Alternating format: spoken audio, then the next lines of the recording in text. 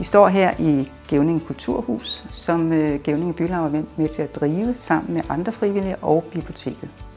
Vi står for at lave mange arrangementer, der skal skabe et godt fællesskab i Gevninge. Vi arbejder også for at lave et godt lokalsamfund, til hvor alle kan trives. Gevninge Bylav står bag blandt andet Sankt Hans Aften, byvandringer og andre historiske arrangementer. Men vi står også sammen med andre frivillige og biblioteket med at arrangere repair-café, kreaaftener, aktiviteter for børn og meget, meget andet. Gevninge Bylav ønsker at have en vigtig stemme i forhold til samarbejdet med Lejre Kommune og Region Sjælland, og vi laver gerne høringssvar, hvis vi oplever det er nødvendigt, for at vores stemme bliver hørt. Jeg oplever, at fællesskabet i Gevninge er særligt. Vi hilser på hinanden på gaden.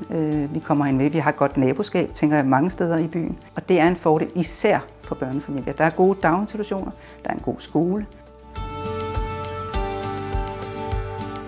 Ved Gevninge Å har vi smukke stier som Skjoldungestien og Åbjergstien. Og grønne områder som Gevninge Å og skoven ved Lindholm Gods er naturen tæt på og en del af byens hverdag.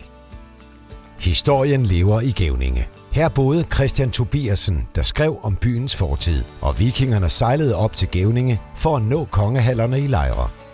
Med kun 5 km til Lejre Station, 10 km til Roskilde og 5 minutter til Holbæk Motorvejen er Gevninge centralt placeret.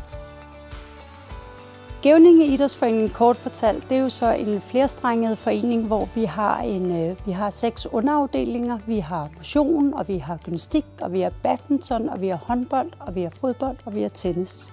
Vi er godt 700 medlemmer fordelt på de 6 underafdelinger.